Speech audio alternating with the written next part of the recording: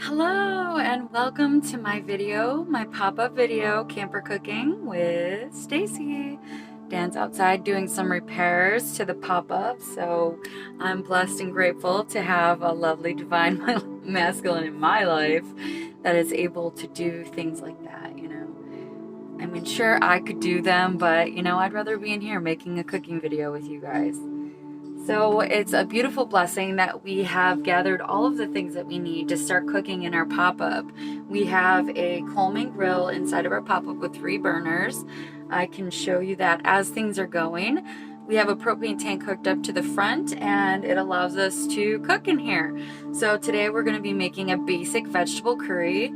We got a lot of frozen vegetables from the store. They keep well in the cooler. We don't have a fridge or a freezer. So it's really important to make sure that you have things that are going to stay longer. And since there's just the 2 of us, too much fresh stuff like really just goes bad quickly, and we don't want to waste a lot of things. I've done a lot of prep already. This is a nice giant bowl of some frozen veggies. I have them already in the containers that we're going to put them in to go. So you got some potatoes and some green olives. We love green olives. They just add a little bit of salty surprise to any dish that you're making. So you kind of get it and it's like a rush of flavors, you know. It's so amazing. I love cooking. I love setting an intention before I cook to infuse my food with the highest love from source and allow the alchemy to come through me. Saint Germain is a beautiful essence to call in whenever you're cooking or creating anything that requires alchemization. So Saint Germain, thank you for blessing me with my gifts of alchemy, and I fill this food with abundance and love and healing and inspiration and just divine joy. So thank you for joining me in the present moment of now. If you have any questions, feel free to reach out. So we're going to get started by just heating up the pan. We bought this really amazing non-stick ceramic pan. Ceramic pans are great because it's not the Teflon that's going to like scrape off and go into your food. These, if you take care of them, they last quite a long time. But if you're rough to it, we also got some really nice wooden utensils. Those are a lot easier to use on your things so that you're not putting damage to it. Ooh, that was kind of crazy. Today we'll be cooking with coconut oil. Coconut oil is good because it has a high burn temperature, so it's not really putting any carcinogens into your food. All burnt foods have carcinogens in them, and it's not really beneficial to your body. So rethink it next time you're eating burnt food that you accidentally burnt out of the oven. So we'll get some coconut oil in the pan. You want to make sure that you have a nice amount of coconut oil or any cooking oil when you're cooking potatoes because, well, if you want them crispy, make sure you have enough oil in the bottom of the pan to pretty much cover the bottom, you know. Make sure all of your potatoes get some oily loving. Potatoes take the longest to cook in a curry, so I always put them in first. And then depending on what else that you put in there, you can just, you know, generally what things take longer. Like sometimes onions, unless you like them a little bit crunchy, carrots, what else? Like peppers, they take a little bit longer to cook. So you might want to just add those right after the potatoes. We're going to add our potatoes to the pan. Our oil is heated up nice. It covers just about the bottom, so that's a really nice amount of oil.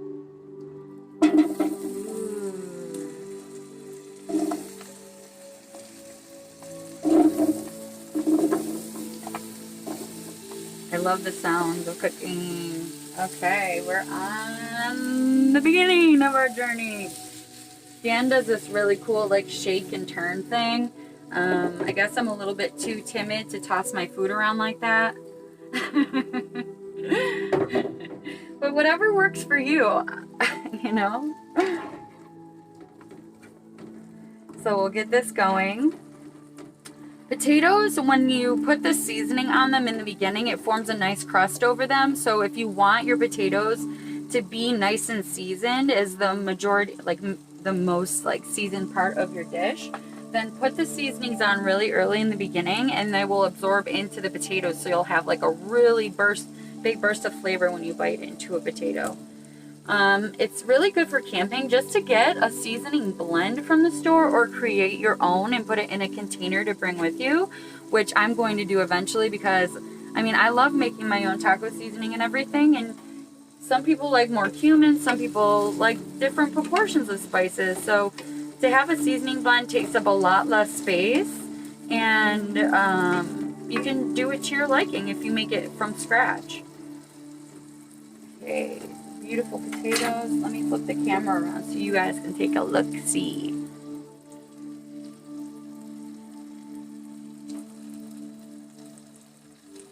Oh, that was a picture. I don't know how to flip it. Well, I guess I don't know how to flip it, but see?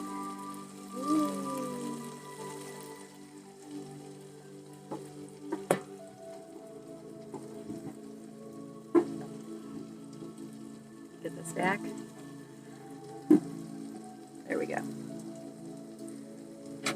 So we're gonna add some of our seasoning, and people always think it's so difficult to know how much seasoning to put on anything when they cook, and really the way to judge it is to see how it smells as it cooks. You know, if you can smell it and that's the way you want it to taste, that's the way it's gonna taste. Use all of your senses. I always do a generous coating all over everything, so you make sure you have seasoning in every bite.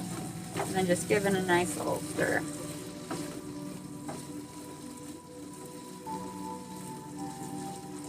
Oh shoot, we also have mushrooms in the cooler that I didn't bring in.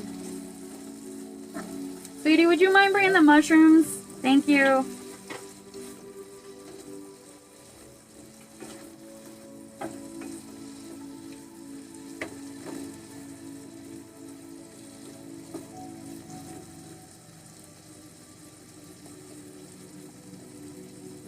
It smells really good.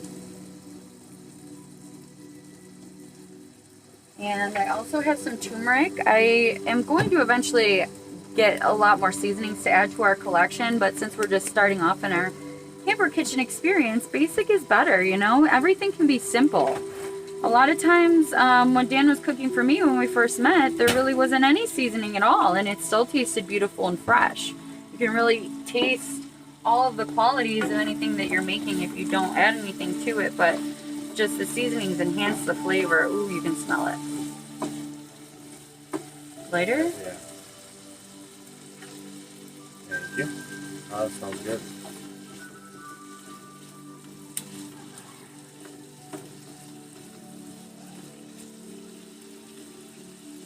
Mushrooms are another thing that can take a while to cook depending on what consistency you like them. I really love my mushrooms kind of crispy and really well cooked. So I'm going to go ahead and add the mushrooms in now. Did you bring them? Yeah, they're behind you on the right. And on the floor, I think they're. Oh.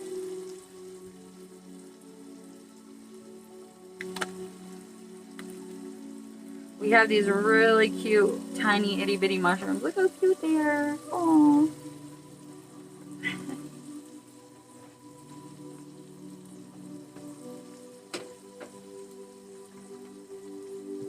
Let me give these mushrooms a little bit of a rinse.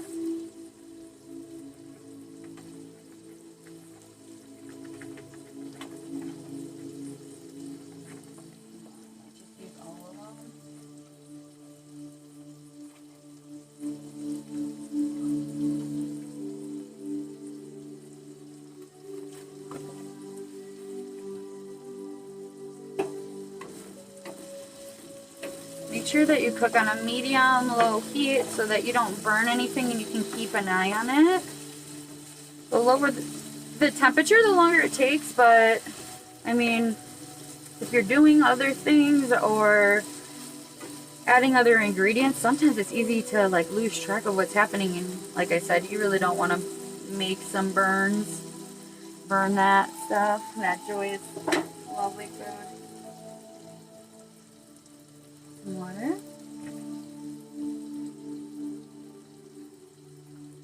So since we don't really have running water yet in the camper, I'm just gonna put a little bit of water in a container and like rinse the mushrooms that way.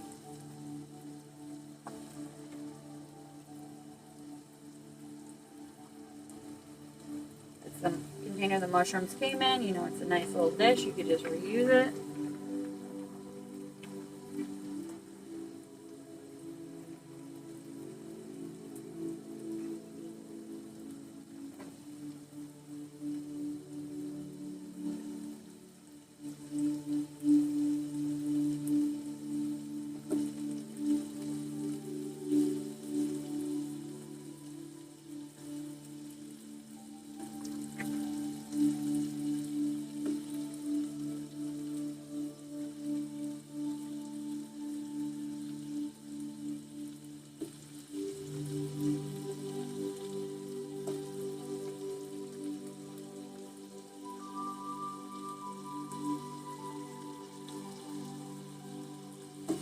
Give it another stir. Oh, yeah. I know my speaker's dying.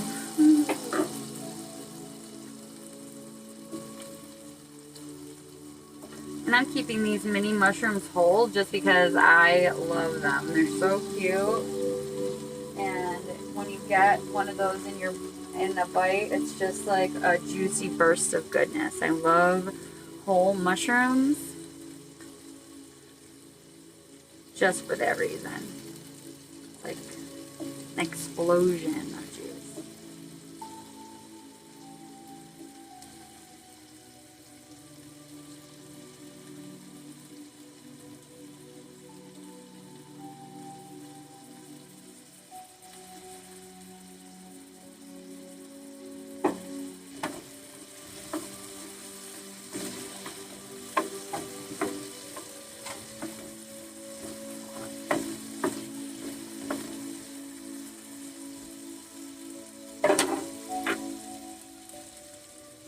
Add a little more seasoning.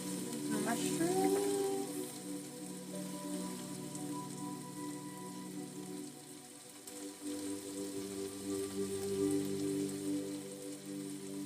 Smells good.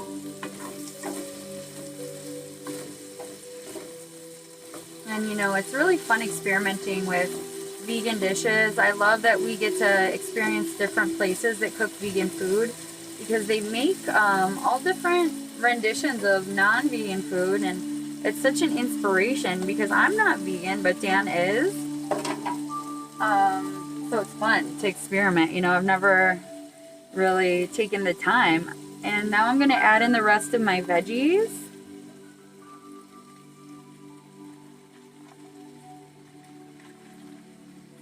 You've got carrots, peas, corn, cauliflower, broccoli.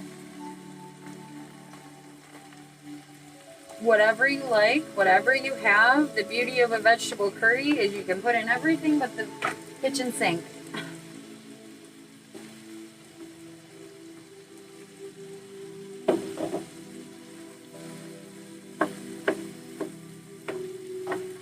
Stir everything up. And this pan is pretty full.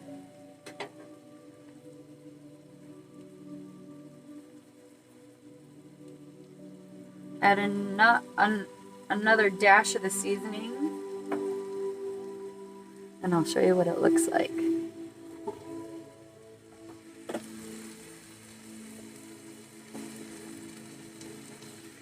Ooh. Yummy.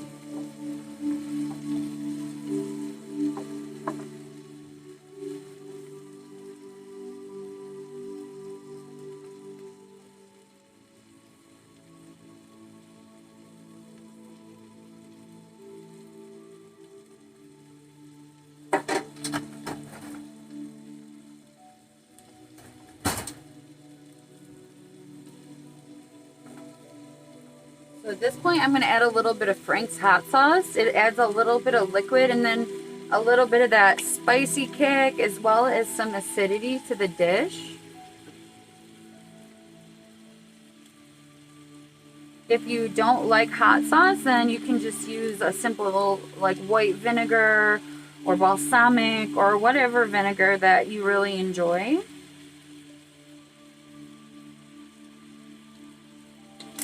Or even lemon juice or lime juice.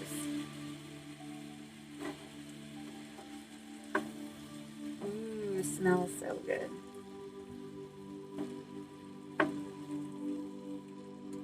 Okay. So I'm going to take a pause and let this simmer for about 5 minutes and I'll be back. And we're back. So the food has been simmering for about 5 minutes. I've stirred a couple times in between. The vegetables have had a nice amount of time to cook directly on the heat. So now we're going to add water to make it the curry consistency. I like to cover all of the vegetables with water and let it simmer. All of the spices will infuse. And I'm going to also add this lovely ingredient that I got in the bulk department at a health food store. It's called nutritional yeast. It's a beautiful ingredient with so many different vitamins, and it just adds a really nice cheesy flavor. It's a main ingredient that a lot of vegan places use in their vegan cheese recipes. So I'm going to go ahead and add a generous amount of that. You don't have to be shy with it. And then I'm going to go ahead and add the water to cover the vegetables and allow it to simmer some more. So let's get a nice healthy scoop of some nutritional yeast. Look at this. Nutritional yeast. Yay. It's definitely not the same as normal yeast, so you don't have to feel like you're putting like organisms inside of your food.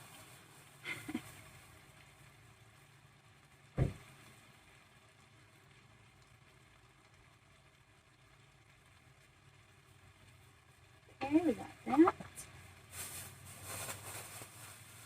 And I'm also going to add our green olives at this point.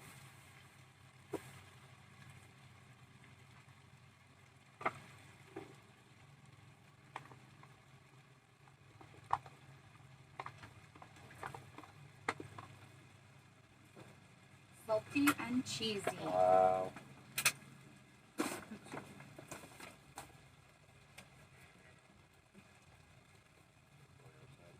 Why outside? Here? Sure. Okay, we added the water.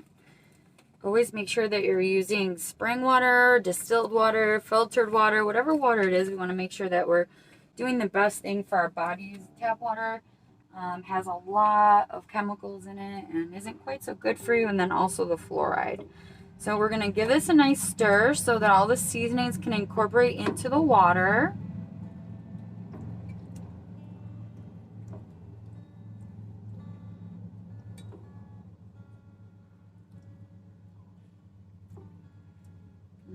It smells so good.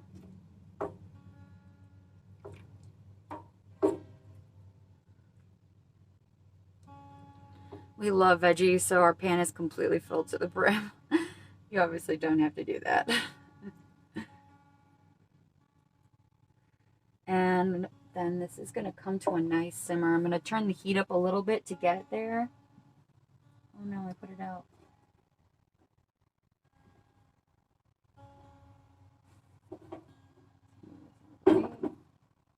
Give that light, babe. Oh, I did.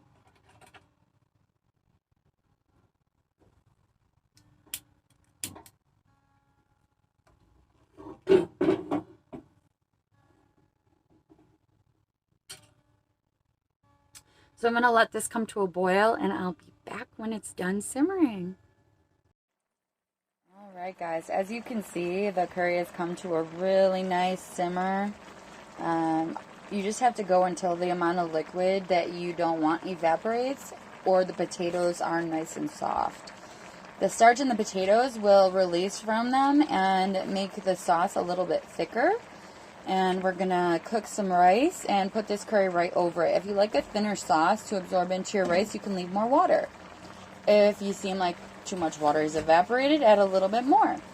Taste the sauce. See if it's salty enough for you, if it has enough flavor. If not, ask Saint Germain or your guides what you should add.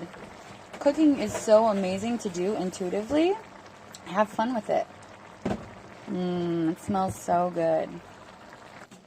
All right, as you can see, most of the water has simmered out of this, so I'm going to go ahead and turn the heat off. and just allow it to cool at room temperature. The gravy inside, all the juices in there, will thicken with the starch from the potato. Like I said, if you like your potatoes a little bit more mashed, you can go ahead and do that. And we're going to go ahead and get a pot on for some rice. So I hope you enjoyed this video. Thank you so much for watching. Love you.